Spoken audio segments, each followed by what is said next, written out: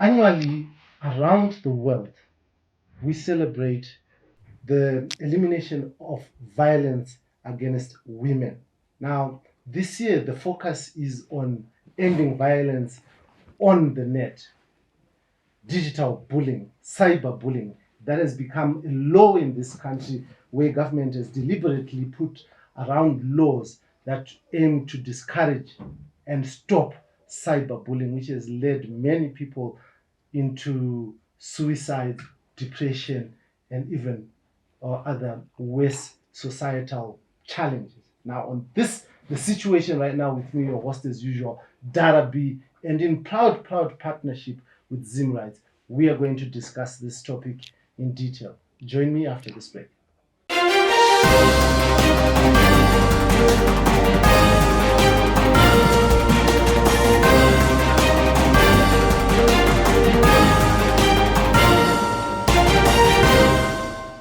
Welcome back to this, the situation right now with me, your host as usual, Dara B, and we are going to be having a conversation around uniting to end digital violence against women and girls.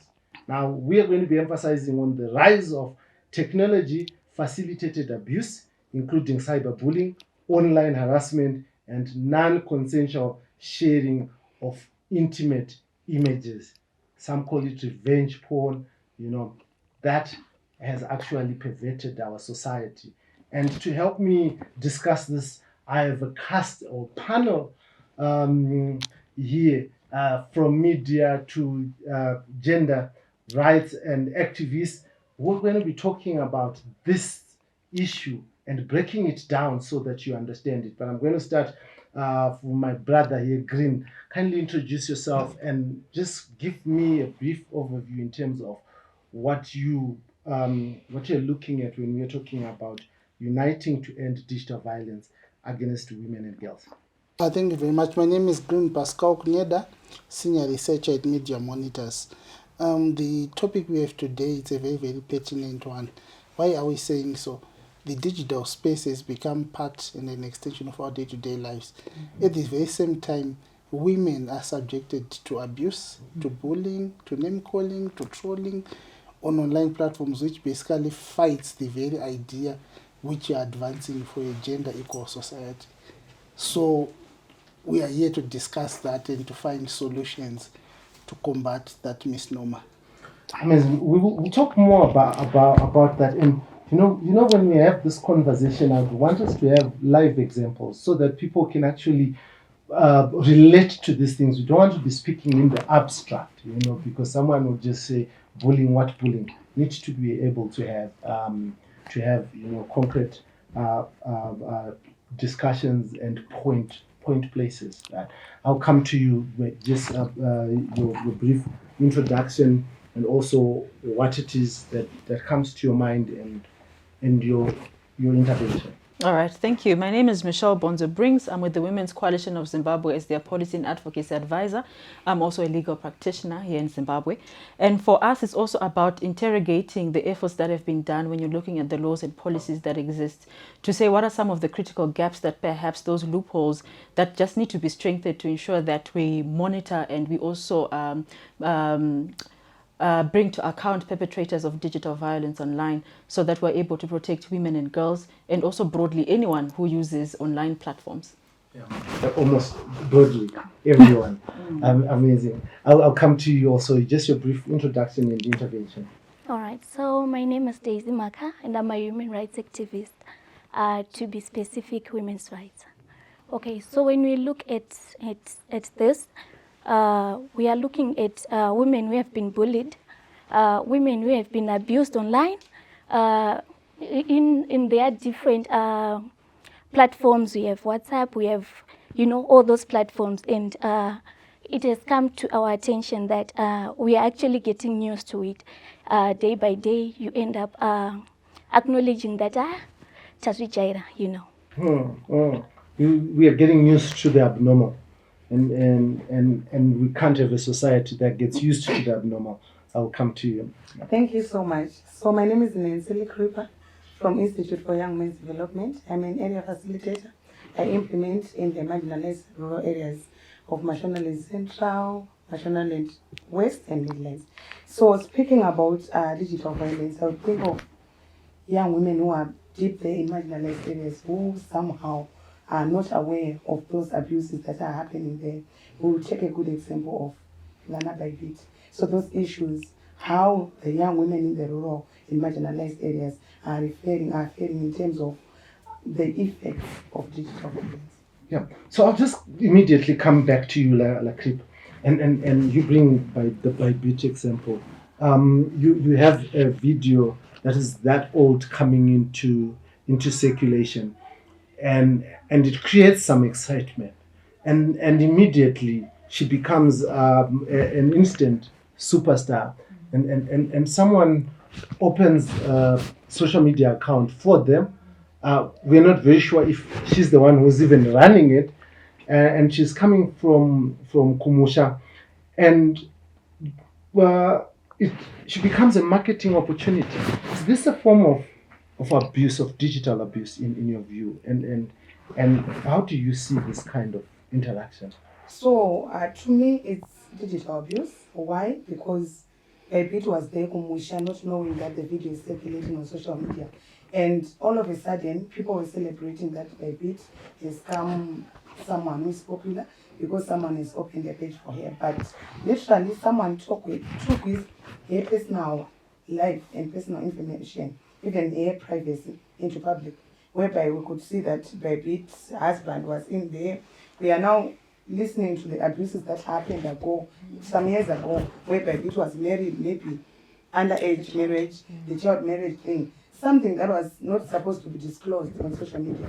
But to some people, they could see that it's a successful Bybit, but somehow it's violation because there are a lot of things that happen to Bybit. We don't even know if some of those things have been consented by Bybit, or maybe people just took advantage of it. There's the issue of poverty and allowing, because I think this talks about poverty. Probably there was an opportunity to make money there. I remember during COVID, there was a video of just a young boy who was eating mbambaira, sweet potatoes, and big brands lashed on. They went to donate bread and stuff like that. So I'm talking about people exposed to poverty accepting abuse because probably at some time it brings them.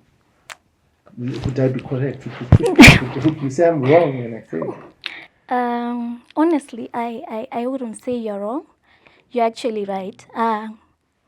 Some of the time it's because people don't actually know that they have that right. They don't know.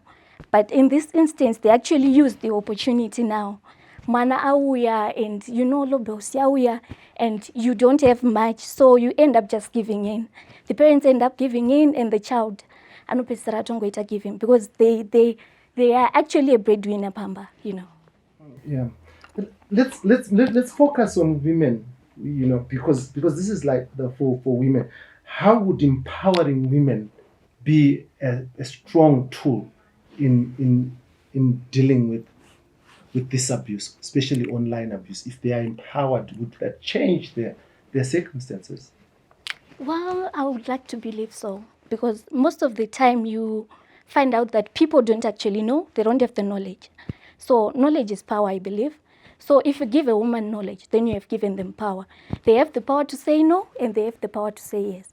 So it's up to them now. Unlike when they don't actually have the knowledge. Yeah. I'll come to my learned colleague. I'm the only one allowed to call you learned colleague. Cancel. But I want you to just give me the legal framework so that we begin to understand where does abuse start and to what extent does the law protect women in particular, because you're talking women and young girls right now. To what extent are they protected? Okay, so Zimbabwe has actually enacted a law that deals with issues around cyber. So we call it the Cyber and Data Protection Act, which was enacted in 2021.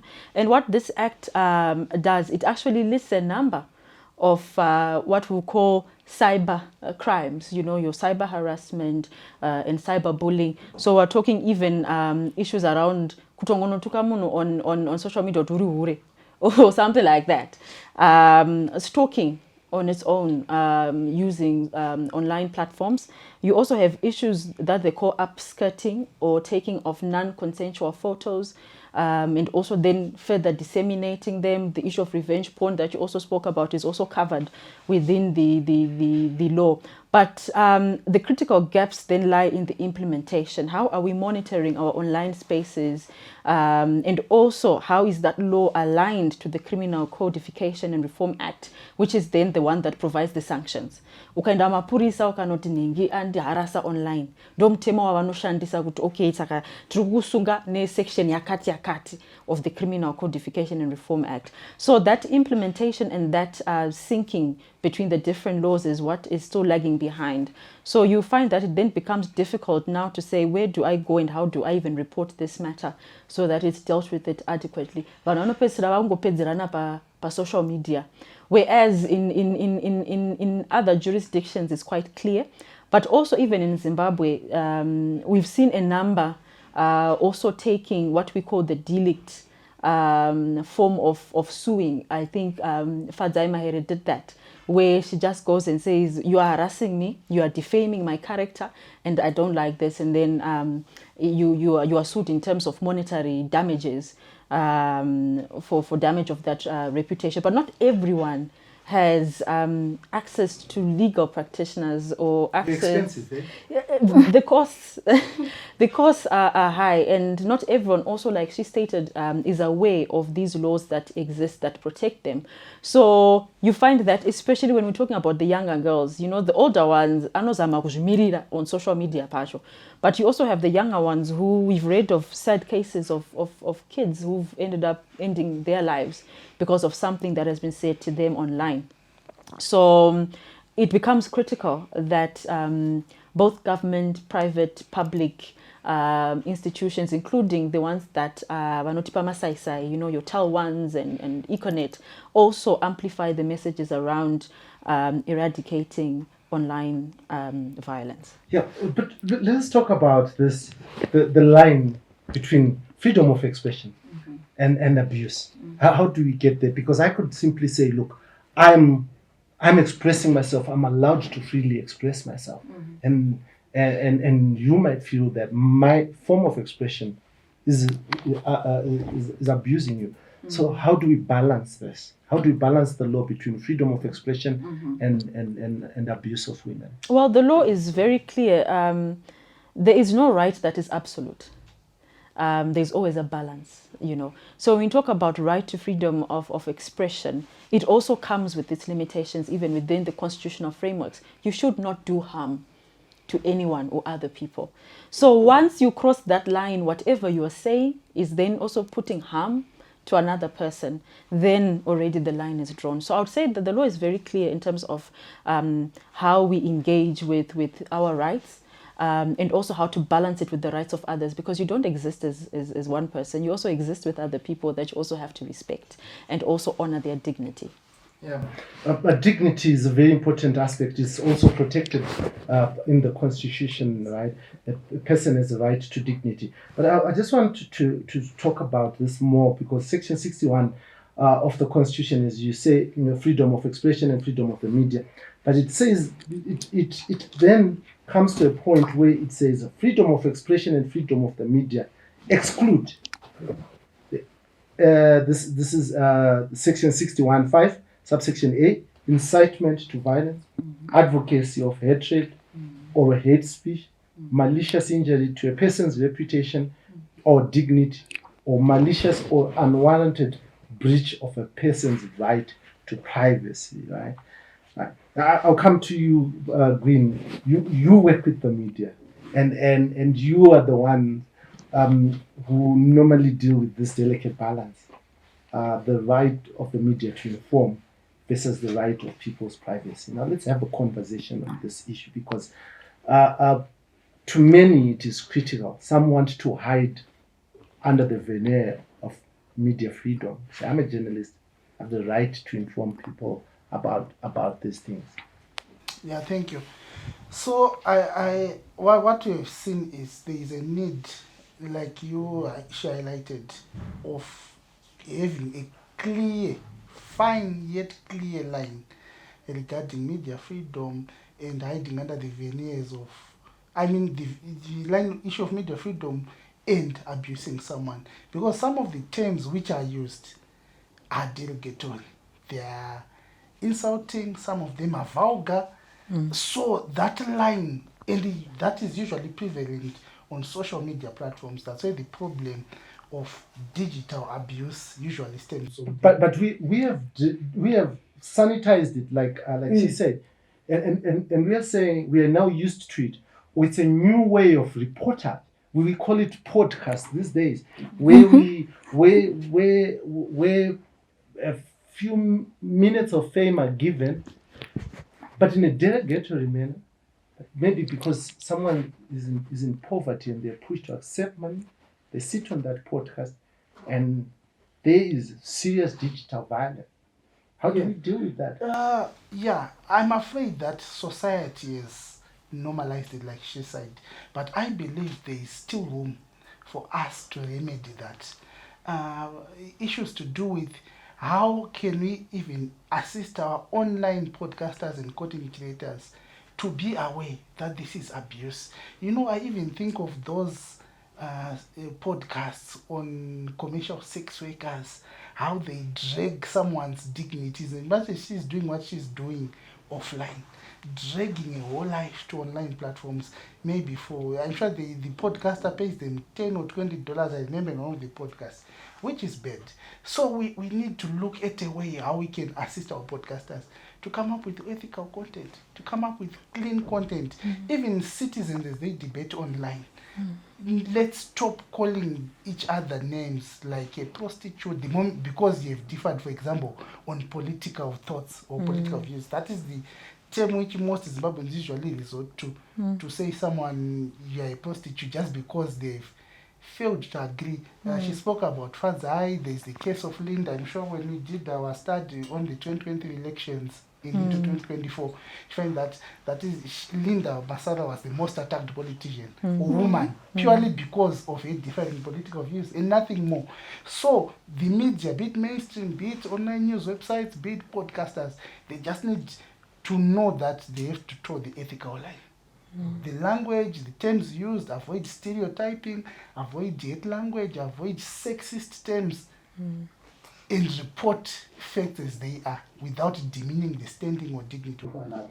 Someone would want to argue, Green, that there's this over policing of language and use of words because these words exist. These words are descriptive. They describe a certain behavior, right? But addressed the way you want to be addressed. And these are some of the arguments that are do they hold water? They don't. Why do I say they don't? It's because platforms of communication are supposed to be platforms where there is mutual exchange, there is mutual respect. And actually, as a reminder, the media is a social responsibility to society. It's one of the responsibilities the media has to society, to save society, to inform society. So in doing so, we should not be injuring any other constituents of society. So those terms, whilst they are terms of communication, for example, where we come from, there are spaces and arenas like the media where they cannot be. Because remember, the media is impact and is power to mirror and reflect society. And in some instances, I'm sure if we go back to history, when the Rwandan genocide was instigated by the media, we also do not want our media here to be committing a digital genocide against women.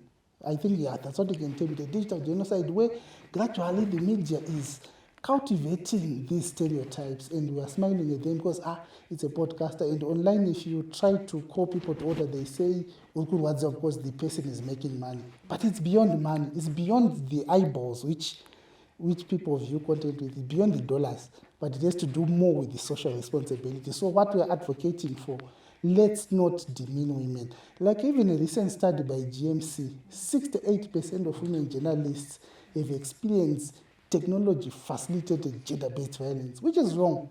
And usually it was on those spaces A woman, for example, who has written a story, she's trying to defend her opinion, or she's just shared it, and people bombard it, maybe because they do not agree with her thoughts.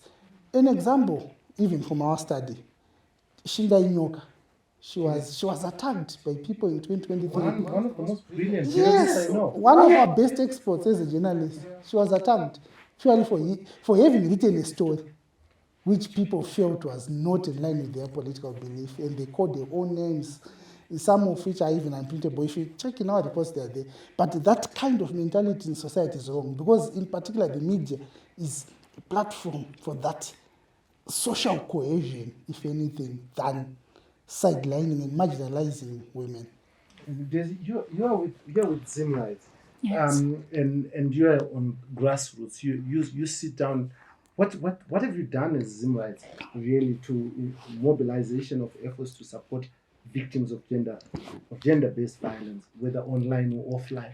All right. So, as Zimrights, we actually have a lot of initiatives, and these are initiatives by the society, for the society, and with the society. So, we actually launched on the 19th, I believe that was last week, an initiative where women actually sit down and have these conversations about the experiences that they've had. In terms of violence, be it digital or even outside digital violence. And we also have community human rights monitors. So these monitors, they are in the community. We have women, we also have young people. These are also marginalized groups. So they go out there and they actually monitor even the actual violence that we see every day, not only the digital violence, but other forms of violence as well. So they go out there and then they actually document what they see. Then after documentation, we have reports that are actually published. They go out there, so everyone is out there to see, no, this is actually a violation. Because a lot of people, others are actually using the digital space in a good way. They go out there and then they see, then they read. As I mentioned earlier, knowledge is power. So others are actually acquiring that knowledge. Then we also have the rapid response and references, where we say that when we realize that one of the women or one of the people have had violences, we actually refer them, be it the legal way, where they are lawyers. Others actually need psychological support, you know. Munaninga buliwa, and then they actually go through the mental breakdown. So we actually offer that as well. Mental breakdown is a real thing. Unfortunately, um, from the time I went to prison and I came back and I was told that I should go for counseling, I was like, black people don't need counseling. Yes. Do you meet those things? Do you have a sense that there is no serious awareness of the issue around mental psychological breakdown? Well, I do believe so, because we are in the African context, remember? So if you go through a mental breakdown, people are usually quick to judge and they say, no, you'll be fine. As Ridiki have gone through West, you know. So our society itself, it has this perspective towards mental breakdown and mental illness. So we actually working towards teaching people about the importance of mental illness. Oh, amazing. I want to come to you, Kripa. I get that right? Yes, What language is it? it's Malawi. Malawi. You just said elections. Congratulations. I want us to talk about initiatives or programs that empower young women that you have been involved in. Let's understand them, because you're talking about the marginalized. You're talking about young women in the communities, and I particularly like this because most of the times when we sit under these bright lights, we take it for granted that everyone knows what I know, and they have access to information the same way that I do. You know, I know the pieces of legislation. I know the next lawyer who can assist me, who's my friend, and I can have a conversation. And you know, I know Zimbabwe Lawyers for Human Rights, and we're talking about those in the rural areas who are being abused, and they have absolutely no idea. What are you doing for them? All right. So, as Institute for Young Women's Development, we work with traditional leaders. We work with Amasabuku, my chiefs. So, on the 26th, we were in Bire, where we believe that those young women, they are deeply marginalized. We were in Mshumbi, where we had the commemoration of the 16 days of elimination of gender-based violence. There we then partner with other stakeholders who then give solidarity messages, alarming and even telling the young women there on the issue or maybe on the new law, the Cyber and Data Protection Act, whereby those people, they don't even understand it because they've never come across it. So what we have understood is there's lack of information dissemination in the rural areas. So we have capacity building trainings whereby we then do literacy training the law itself.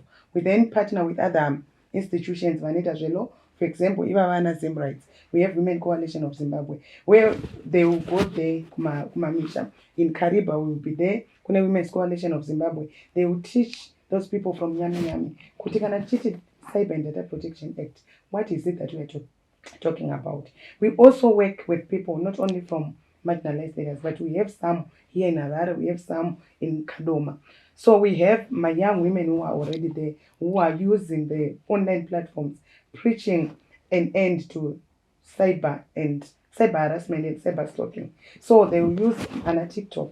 We have my Ama2K, we have my Gen Z who are actively involved in TikTok. So they are using that TikTok to stop the digital violence. So we have people like Rumbidzai who is already there using online platforms, at on a TikTok account and a page like speaking specifically on the end to digital violence. And we also have people like Patience Mashiri who are doing a campaign.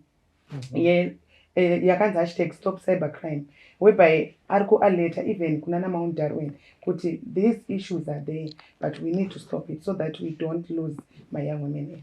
So as you're speaking, I couldn't help but appreciate the fact that the same problem, you're using it for the advantage of for women to communicate. So you have decided not to shun the digital platform, but instead to try and use that digital platform to change minds and have an impact. How has that been working?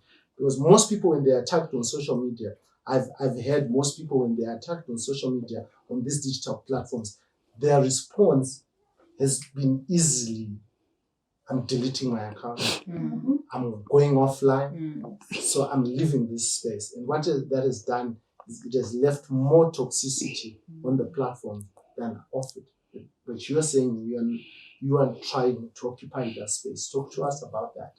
Okay, so we cannot run away from social media. We cannot run away on online platforms. Why? Because we have young women who are already doing business, and the business, they're doing online marketing. So if we advise them to run away from social media, we will not be doing justice for them. So that's why we are taking advantage of it. Instead of telling them to leave social media, we find other initiatives that can help them to take advantage of it and preach the word back, so that they will be cautioned on how they use social media and how they are going to operate on their online platforms. Amazing. My learned colleague, I come to you again. We are speaking about ending discrimination on women and girls. Why are we specifically going on women and girls? I ask this because Section 56 of the Constitution says equality and non-discrimination. Even men are suffering from online discrimination. Why do we need to target women and girls? Well, I think the statistics show for themselves in terms of the disadvantaged group when you're talking about violence. Already, when you don't look at online, physical and sexual, we're talking about 1 in 3 women who have experienced physical and sexual abuse in Zimbabwe alone. And if you couple that with global statistics, you find that last week in South Africa, they even did a whole shutdown because every 2.5 hours, in South Africa, women are facing violence. So if you turn that even in terms of digital violence, if you log in, you see that the number of, yes, you find men posts and they are tagged.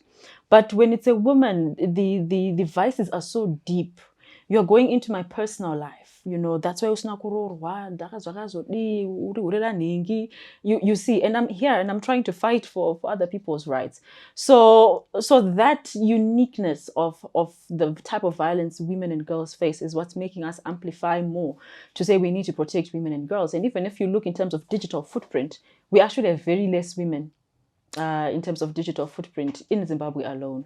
So you find that even for institutions like the Women's Coalition of Zimbabwe, they've tried to put women on these platforms. They've tried to empower them, also working with other institutions, including IWID, and also empowering women to use those platforms, perhaps whether it's marketing for businesses, whether it's just knowledge. Go on Google and find what you want to do. Already in October, as Women's Coalition of Zimbabwe, we also launched an empowerment hub in Seke. So it's a physical building where any woman is open to the community, but we want women to be able to not be afraid. You spoke about, for me, if I'm attacked, if it was 10 years ago, I would have just deleted my account. You don't even know about me.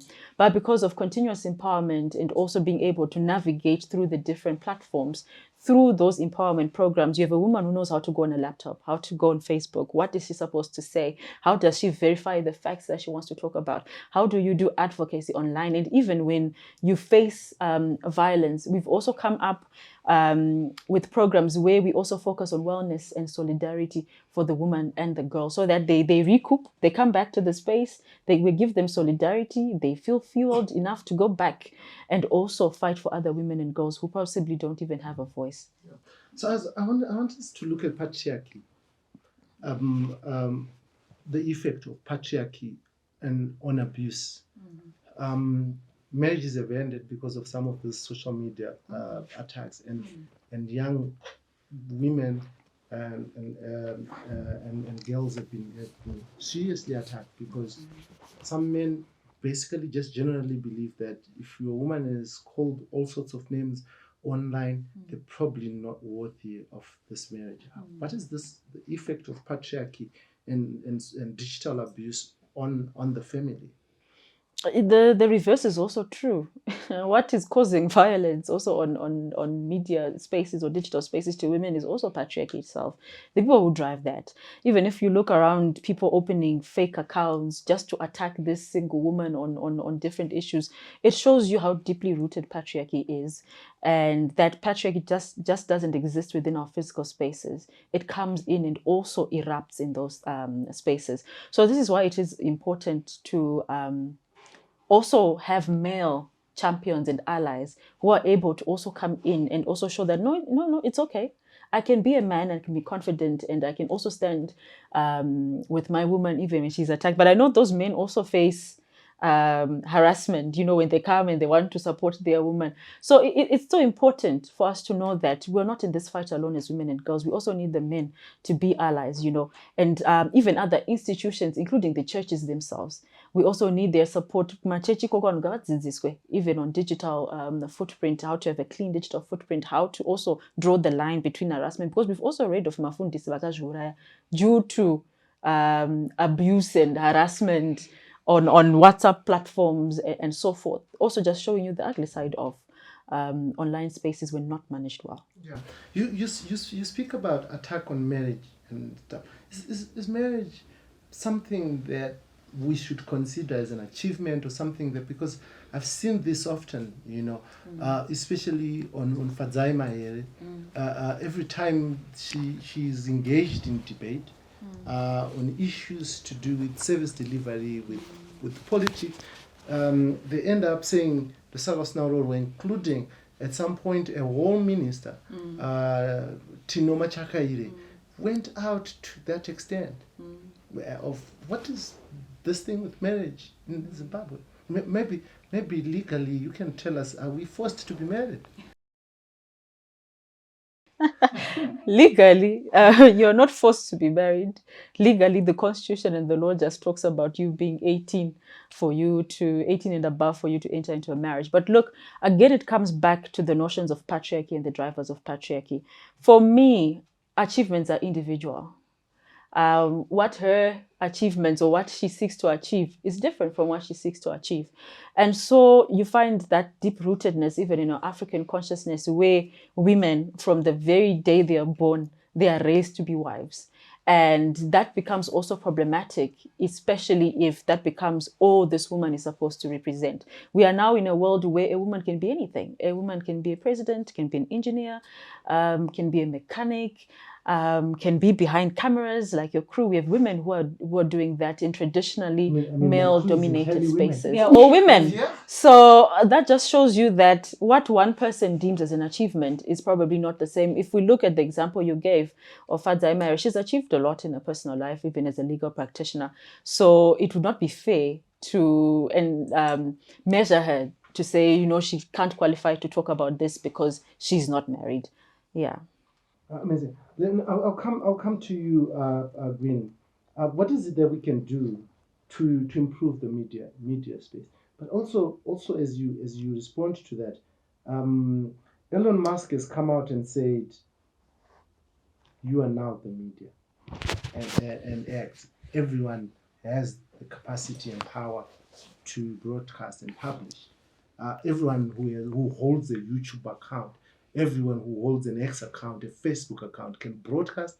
They can publish, and so what can we do to improve this space? Yeah, more of it lies around ethical adherence. You might be a mainstream journalist, you might be a content creator, you can be a blogger, you can be a podcaster. There are moral codes which bound the media in their day-to-day operation. And it will be very ideal if, as one of those people, you are to take up those, so that in whatever content you produce, you are mindful, you are aware of the delicate need to ensure that there is gender balance, there is mutual gender recognition, there is respect, there is civility in the content which you produce. Because most of the time, people are driven by clickbaiting to try and want to attract more numbers without being mindful of the damage you are causing behind. Beyond that, I'm sure we need to engage more of these big tech regarding platform accountability. To what extent does one's perception be broadcast, even if it damages other people? So Musk's view is too liberal in my perception, because it then goes without the moral responsibility, and even at times it then encourages more of criminal behavior. People just need to be using digital media platforms responsibly, soberly, so that you do not infringe on the next person. If I do not agree with Fadzai, for example, on what she has posted, I can disagree in a civil manner without calling her names. So we need to be educating our citizens and people that you can do this without attacking the next person. So basically, it's more to do with media literacy, media information literacy. It is something that is very much lacking, and I was grateful this year to understand that the government is finalizing the principles of that media and information literacy policy, and it is our fervent submission that issues to do with GBV from a digital lens have to be given very much priority, because most people do not know. Even when she was mentioning about the ladies in Mbilo, what people can easily be attacked in WhatsApp community groups and just rub it off. But the person would have been violated. You get it? But everyone has a right to participate on digital platforms. So, again, as we target our media information literacy, let's not forget men. Why? The digital space is a manosphere. The same way patriarchy supersedes most of our environments offline, it also extends online. It's a men's kingdom, and we need to be breaking down that so that men also get to understand that women are equals. We need to do that so that our media platforms become a safer space for all. Not that if I disagree with her, she shuts down her account. It is not ideal. Yeah, I want to come to back to you, and have an understanding in the work that you do. How is it affected, especially when we talk about non-consent of sharing of nudes and stuff like that? How is it affected by the number or the increase in numbers of pornography that we now have access to? Does it make people have a sense of feeling that asisna basa, even if they're violated, or how is this affected, if there's any effect? It affects young women a lot. For example, I will give you an example of that 14-year-old girl who was raped by the two boys. I think they were all from high school. And the video circulated all over the media.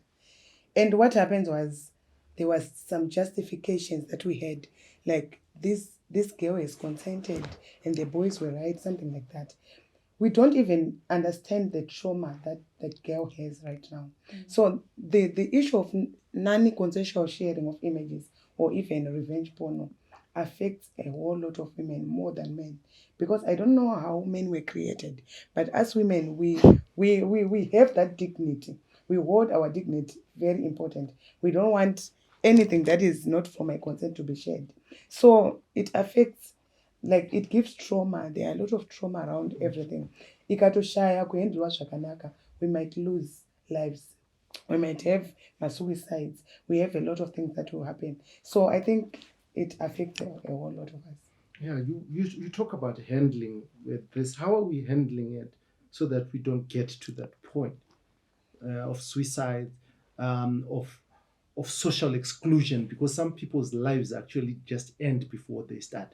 They might not kill themselves, but they've socially excluded themselves from professional life, from social life. They might never be professionals in their life. How are we handling it so that we are able to say this person whose life could have been affected has been rehabilitated, and they're able to face the world again? Okay, we offer psychosocial support, but then like Daisy said, we don't believe in those mental wellness on psychosocial support, because we do offer counseling to those young women. But I think the most important thing is the issue of media literacy. For them to have an understanding. But yes, it happens now, but it affects a whole lot of women out there. For example, we want young women to participate in leadership positions. We want young women to participate in public spaces. But after those images are to share on social media, zvinezvi affect more physically than virtually. Because iwewe ukatanga kuruona, vana vakazotanga kuruona, a whole lot of people will see it, even maybe very married, zvikatanga kuonekwa nemamwe ma-in-laws and a whole lot of things, unotoona kuti it affects them. But what we can do is to offer psychosocial support, kutovadeedza, kugara navo pasi, listen to them, allow them to cry, and then we give them advice. We give them hope. We give them something chinobatika kuti vazive kuti no zvaitika, but it cannot be happened again. It cannot happen again if I do it 1, 2, 3. So I think that is the best that we can do. And maybe doing my community engagement, like we did we work with my local leaders, we work with my traditional leaders. Vanhu vari kumusha vanonzwisisa more the traditional leaders, vakadeedzwa and vakatsanangurirwa, and kwakaitwa that initiative iri kuitwa yekuti not in my village. Those initiatives will help a lot, because mumwe akatonzwa sabhuku vake varivo vari kutaura kuti zvakadai zvakadai zvakashata, they will get an understanding more than inini nensi to just go there in mbiri kutanga kuvaudza. So those partnerships will help us kuti vanhu vange vachinzwisisa and they take ownership of it. in your view, Dave, how much of an impact uh, to social development has violence against women and young girls been affected? How much has violence affected social development? All right, so I'll build on what she said. Already, people are violating women, right? So silencing and exclusion, and also fear of expression, you know. As a woman, I'm already afraid to express myself because I'm scared kuti ndiri mukadzi wemunhu, saka vanhu vanondiona say how I dress, you know. So when something happens now online, I silence, as I said. I'm going to switch off my phone, probably delete my account. Then they will get over it, you know. But then the social media, it has that footprint, digital footprint. Even after 5 years, it can still be brought back, like that by Bit Story. Inyaya kudara, but then it was brought back. So this has caused limited participation in spaces of influence, especially for women, because unenge wakufunga kuti, all right, I've seen Fadzai Maere being attacked. I've seen this lady, Anna Sande, being attacked in Namatai Kwekweza, the We Lead Trust, the founder. She has been attacked online. So me, as a woman, I'm looking back and I'm like, no, I can't be attacked, you know. This is my life, so I'm going to run with my life. I'd rather just sit back and lay back, you know. So I'd rather not participate. So ndopatinozonetseka nekuita reach out to the zebra system yaye yekuti tiri women and men are equal, you know. So yeah. Yeah, and this you put up a point that I find very interesting. The footprint remains, and most people will keep this until such a time you want to be appointed the Attorney General, Yes. or a judge, and it comes back and it haunts you to the point that you might actually end up leaving that job. Yeah, and this is why we really need to fight this digital violence against women, against young girls, so that we push and ensure that there's development in our nation, because everyone has better ideas. Yes. Thank you. I want to put you on the spot and you know and say, how is it even possible? And you spoke about it early on, the implementation, but especially online, we do have ghost accounts. How is it possible to even stop? Because when someone wants to attack, they just open an account. They call themselves Sekurugudo or Truth Speaker. You know, we've got the infamous or famous Matigad. You know, we had Babajukwa. Up to now, nobody knows who he is. And there's no accountability at that point. So legally, how is it even possible for us to deal with this? For me, it's an issue around coordination. So where you are bringing even the IT companies, the media companies, all to the table. If I can go on Twitter, I think there's now a new development on X where I can see where an account is located. So I can tell that, I think it's a new development where you can tell that this account is located in America and this one is in Harare and so forth. If we can do that, if one company can do that, imagine what sitting on the table with everyone can do in terms of ensuring that you clear accounts, accounts that are reported, definitely something happens to them. Because you've also had cases where you can report an account and you still find it's there, or it comes back. Or the person reopens an account and said, that one closed down. And then they start reposting those things again with the new account. So it's not something that only one institution is able to achieve. It requires a multi-sectoral coordination system to ensure that this is achievable. And also going to the issue around media literacy. That also comes in handy, being able to even go into the grassroots and do a one-on-one. The world has to catch up because the digital space is moving very fast. Now we have AI. A picture that has me here. Taka Agana, and it can look so real and it can cause so much damage to a person. But this is AI. So we need to now, I don't know, maybe starting from even primary level and in the grassroots, how do you spot an AI generated image? How do you report that? As well as speaking to the big tech companies, because yes, they make money off these accounts and so forth. But if we're talking about protection, if you can make a step to alert me where an account is located, you might as well make steps to ensure that the fake accounts also go, and those that are reported that are also perpetrators of abuse online are also dealt with. So how do we then balance? Because the problem that can be raised is that it also then infringes on freedom of expression, and governments can now start using it to hunt down those who have dissenting voices if you're able to do that. And many people have been using the VPN to try and mask where they're posting from for fear, for genuine fear, because they are fighters for freedoms, for democratic rights, who are also under threat in countries like Uganda and Tanzania, even in Zimbabwe. How do you then balance that in trying to flush out that evil?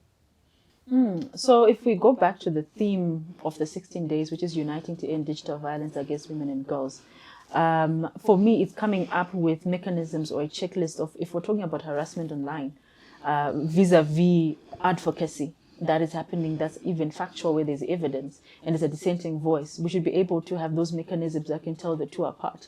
Honestly, when someone is being harassed, when they have their videos naked being posted online, I don't care what they're saying, but that's harassment to me, if you're going to go to that extent.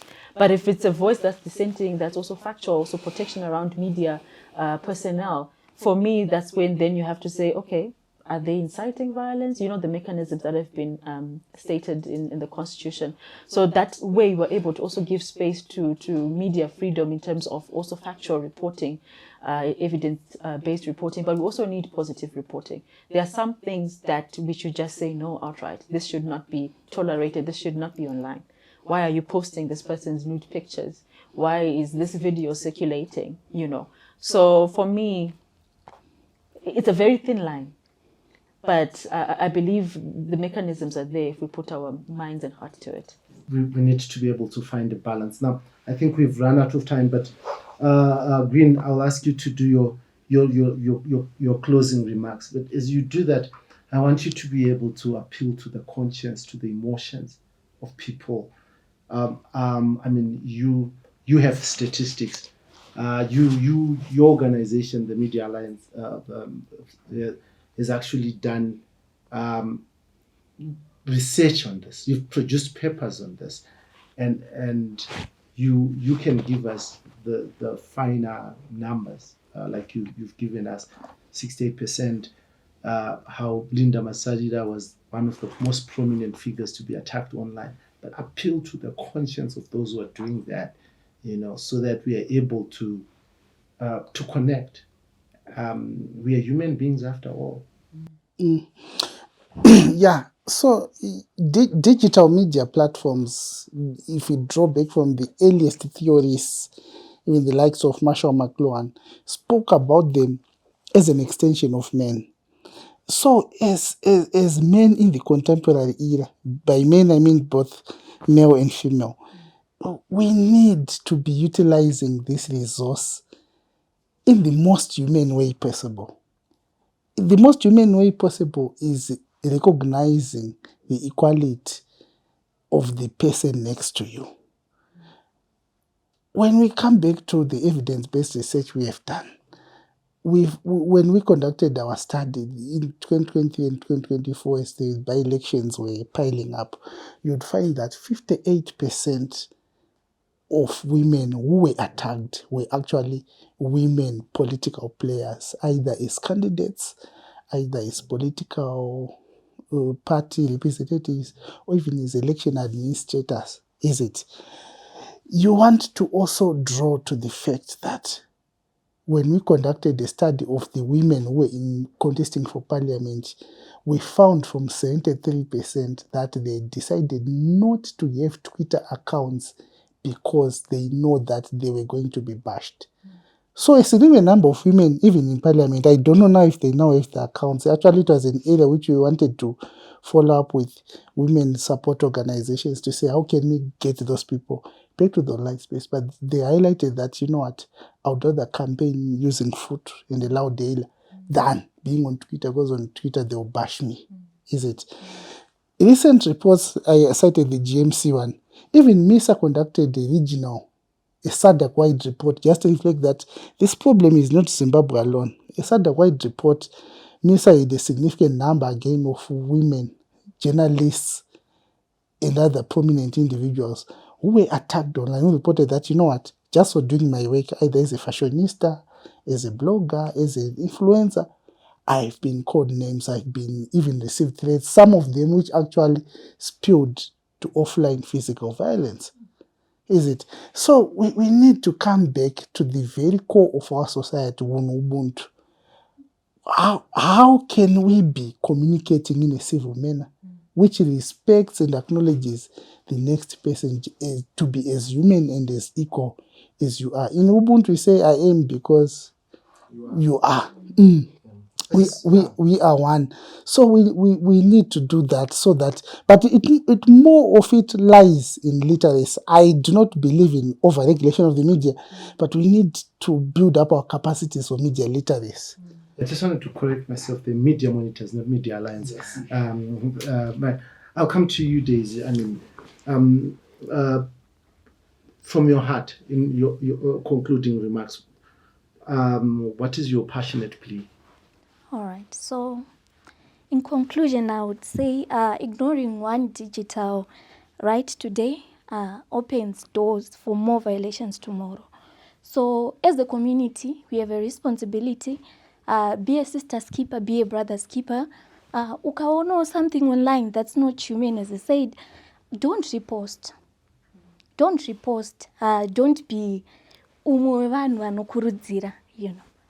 So from my heart, To their heart. to their hearts, yes. Nancy, your closing remarks? We really need to continuously engage and inform young women out there that digital violence is there, but it doesn't mean that they should run away from their accounts. There's still hope that we can still end digital violence. We can still end this technology facilitated violence. So either you are in the rural areas or you are here in urban areas. We need to fight and end digital violence. My learned colleague, I would want you to maybe start off with just pointing out constitutional rights that people have, and before you just give us your concluding remarks. Thank you very much. We all have a right to express ourselves according to the Constitution. But again, within the limits of ensuring that however we're expressing ourselves is not doing any harm to your neighbor or to the next person.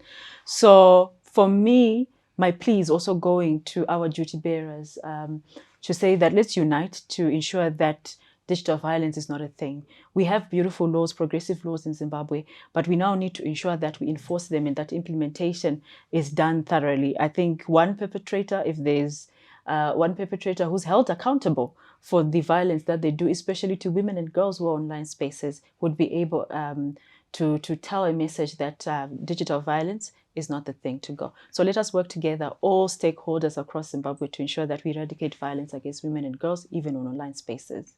Amazing. Now, the person you're abusing, that woman you're abusing, that young girl, could be your sister, could be your mother, could be your own daughter. So every time we go out, we engage, we speak, let us treat each other with human dignity and respect as much as we can. Like Green has said, I am because you are. We can't pride ourselves of Ubuntu when we use the words that we have to hurt and harm others, regardless. We are a people as Zimbabwe building a nation, progressive nation for that matter. We need to understand each other so that we can build this country together. Ungachayi umfazi. Ngiyacela bangani bami. Speaking to you men. I'm speaking to you women. Some digital violence on women is also sadly coming from other women. Gender equality and parity is about making sure that all of us, regardless of our sexual orientation or who we are, male or female, we are on the same platform, same rights, same access to resources, and building a nation together. This is and this will always be the situation right now in proud partnership with Zimright. Please don't forget to like, repost, and share. Because here we are not abusing anyone. Mina ugamalami Darabi ngiyabonga ukuthi you are watching Heart and Soul TV and radio. Until next time, thank you very much.